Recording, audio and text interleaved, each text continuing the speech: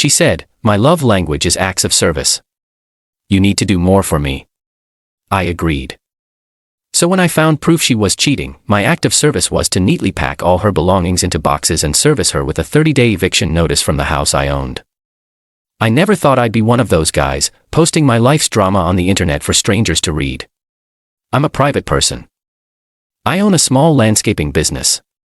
I own my own home, and I've always believed in handling my problems quietly and directly. But what happened with my now ex-girlfriend Amelia was a masterclass in manipulation and hypocrisy. And the way it ended was, I've been told, a story worth telling. So here it is. It all started with a book. One of those trendy relationship books about love languages. Amelia read it about a year ago, and it was like a new religion for her. Suddenly, everything was about her primary love language, acts of service. At first it sounded reasonable. The idea is that some people feel loved when their partner does things for them. I understood that.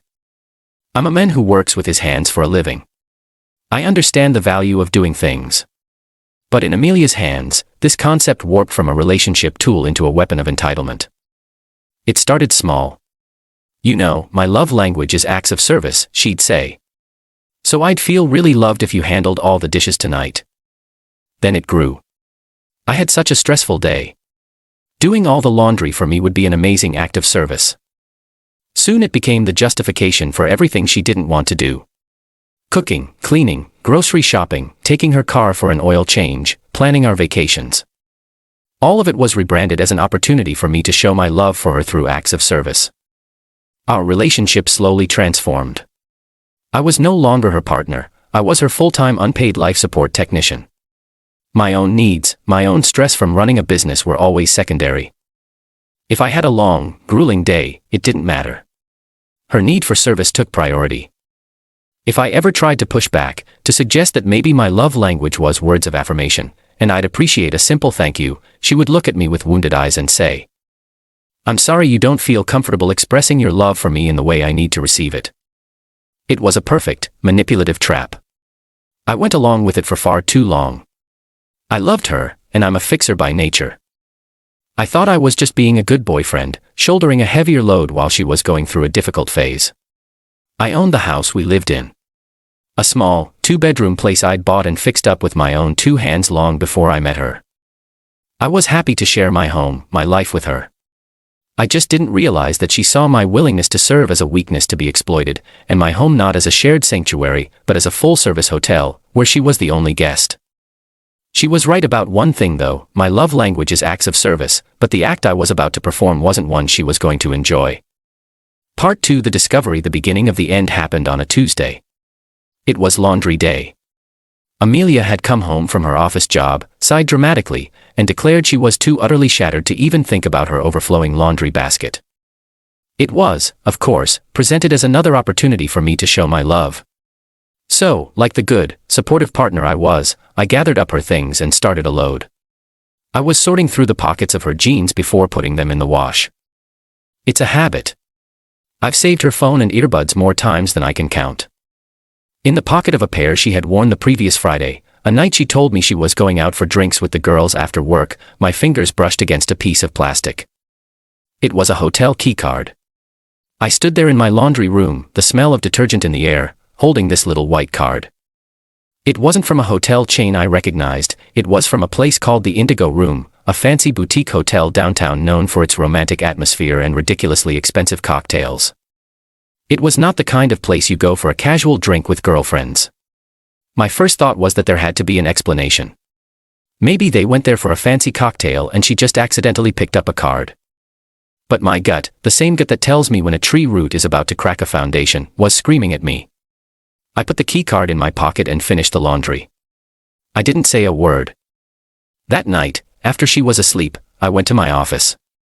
I pulled up our shared credit card statement online. I pay the bill, but we both have a card for shared expenses. I scrolled down to the transactions from last Friday. There it was. A charge for $345. The vendor, the Indigo Room. It wasn't a charge for a few drinks, it was a charge for a room. The final piece of the puzzle clicked into place with a horrifying digital confirmation. Amelia had mentioned that one of her work colleagues, a guy named Josh, had been particularly supportive to her lately. I did a quick search of his name on social media. His profile was private, but his profile picture was public. It was a photo of him, smiling, raising a cocktail glass.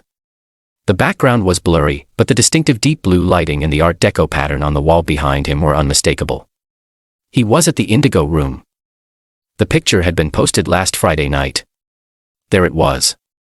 A complete airtight case, built from a piece of plastic, a credit card transaction, and a single stupid social media post. She hadn't been with her girlfriends. She had been with Josh, in a romantic hotel room. The rage I felt was cold and quiet. I had been serving her, waiting on her hand and foot, trying to ease her stress while she was out betraying me. She had used my love, my home, and my money to facilitate her affair. She had turned my acts of service into a smokescreen for her deceit. I didn't wake her up. I didn't confront her. A problem this deep-seated didn't need a messy, emotional fight. It needed a clean, methodical solution. She wanted acts of service. I was about to perform the greatest, most final act of service of our entire relationship. Part 3.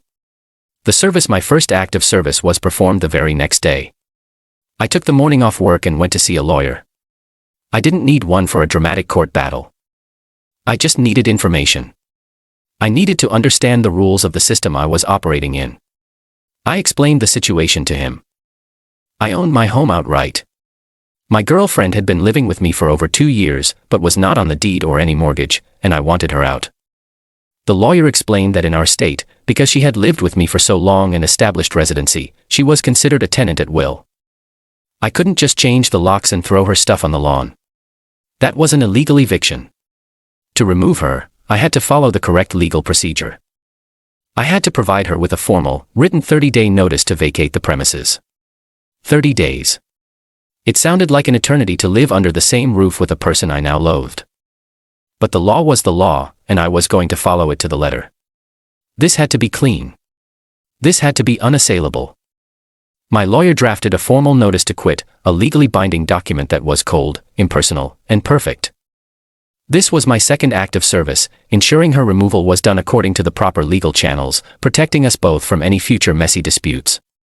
My third, and most significant, act of service took place over the following 2 days. While Amelia was at work, blissfully unaware, I began to pack her life into boxes. I went to a moving supply store and bought 50 boxes, a roll of packing tape, and a set of thick black markers. I was methodical. I went from room to room, gathering her belongings, every piece of clothing, every shoe, every book, every piece of tacky home decor she had insisted on buying. I packed it all neatly and carefully. I wrapped her fragile items in paper. I labeled every single box with its contents. Amelia, kitchen supplies. Amelia, wind coats. Amelia, bathroom. It was a monumental task, an act of physical labor that took me the better part of 16 hours. I was dismantling our life together, one box at a time. It was the hardest, most therapeutic work I've ever done. When she came home on Thursday evening, I was waiting for her in the living room. The house was spotless. The 50 boxes were stacked in a neat, imposing wall in the corner of the room. She stopped dead in the doorway, a look of complete confusion on her face. "What is all this?" she asked. "Are we moving?" "In a way," I said, standing up. "I have something for you." I handed her a single, crisp, white envelope. She opened it. I watched her read the formal, legal language of the notice to quit. I saw her eyes scan the document, her brain slowly processing the words, 30-day notice, vacate the premises, termination of tenancy. "What is this?" she whispered, her face pale. "An eviction notice? Is this a joke?" "It's not a joke, Amelia," I said, my voice completely devoid of emotion. "It's a legal document. You have 30 days to find a new place to live and remove your belongings from my property." "But why?" she stammered. "I don't understand." "You said your love language was acts of service," I explained. "You said I needed to do more for you. So I have. I did your laundry and I found the key card to the Indigo Room. I checked our credit card statement and I found the charge for the room. I found your friend Josh's social media and I found the proof that you lied to me. And now, my final act of service is to help you begin your new life by legally and formally removing you from mine. I've even packed for you. All you have to do is decide where you want the boxes to go. I have never in my life seen a human face display so many emotions in such a short amount of time. Confusion, denial, panic, guilt, and finally a deep burning rage. She had been served. Part 4, the 30 days. The month that followed was the longest, most uncomfortable 30 days of my life. It was a cold war fought within the four walls of my own home. Week 1, the bargaining phase. Amelia spent the first week trying every manipulative tactic in her arsenal. There were the tears, the dramatic declarations of love, the promises that she would change. She would leave little notes around the house begging for my forgiveness. She tried to cook my favorite meals. It was all a performance, a desperate attempt to get me to rescind the notice. I refused to engage. Every time she started a conversation about us, I would just point to the calendar on the wall. "You have 23 days left, Amelia," I'd say, and walk away. Week 2, the aggression phase. When the tears didn't work, she turned to anger. She started being deliberately messy. She would leave her dishes in the sink, her clothes on the floor. She would play loud music late at night. She was trying to make me so miserable that I would kick her out early, which she could then use against me as an illegal eviction. I didn't take the bait. I just calmly cleaned up her messes and documented everything. I took pictures of the state she left the kitchen in. I recorded the noise levels at night. I was building a file, just in case. The climax of week 2 came when she brought Josh to the house. I came home from work to find him sitting on my couch, watching my TV, as if he belonged there. It was a power play, a blatant act of disrespect designed to provoke me. I walked in, looked at him, then looked at Amelia. "Amelia," I said, my voice dangerously quiet. "You have 14 days left as a legal tenant in this house. This man does not. He is a trespasser. You have 10 seconds to get him out of my home before I call the police and have him removed." Josh, who was a lot smaller without his Jimbro bluster, stood up. "Hey, man, I'm just here to support Amelia," he stammered. "Support her from somewhere else," I said, pointing to the door. They left. That was the last I ever saw of him. Week 3, the smear campaign. Having failed to intimidate me in person, she took the fight public. She started calling our mutual friends, spinning a sob story about how I had discovered a single meaningless mistake and was now cruelly and illegally throwing her out on the street. My phone started ringing. I handled each call the same way. I was calm, I was factual, and I was honest. "Yes, I am evicting her," I'd tell them, because I discovered she was having an affair. "I am following the exact legal procedure required by our state. She says her love language is acts of service. Well, my final act of service is to give her 30 days to find a new home as the law requires. It's the most service I have left to give." Her campaign failed. Her story was full of holes, and my version was a straight line of cold, hard facts. My friend stood by me. Week 4, the panic. With only a week to go, the reality of her situation finally set in. She hadn't packed, she hadn't looked for an apartment. I think until the very end, she believed I would cave. The last 7 days were a frantic blur of her making panicked phone calls, trying to find a place to live, trying to find friends who would help her move. The confident, entitled woman was gone, replaced by a scared, desperate person who was finally facing the consequences of her own actions. Part 5, the move out. On the final day, the 30th day, I had 2 of my biggest employees from my landscaping company and a trusted friend at the house with me. They were there as witnesses and to ensure the move went smoothly and without incident. Amelia had to rent a van. She and her father, who looked deeply ashamed, spent the loading her 50 boxes of belongings. The atmosphere was thick with a tense, miserable silence. When the last box was in the van, I walked outside and handed her an envelope. She looked at it, confused. "What's this?" she asked, her voice hoarse. "It's another act of service," I said. "It's an itemized bill. It's for your half of the utilities for the past month, plus a bill for the professional cleaning service I've hired to come tomorrow to fix the messes you've been leaving. I've also included the receipt for the hotel room you booked on our credit card. You can pay me back whenever you're able." Her father just shook his head, took the envelope from my hand and said, "I'll take care of it." She got in the van without another word and drove away.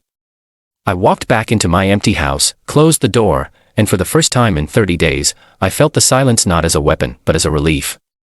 The next day, I had every lock changed. Her father sent me a check for the full amount on the bill. The house is mine again. It's clean. It's quiet. Amelia wanted me to express my love through acts of service. In the end, I did. I served her the truth. I served her the consequences, and I served her a legal notice that gave her the opportunity to start a new life. Completely independent of me, it was the most honest and helpful act of service I could have possibly performed. It served her right, and it set me free.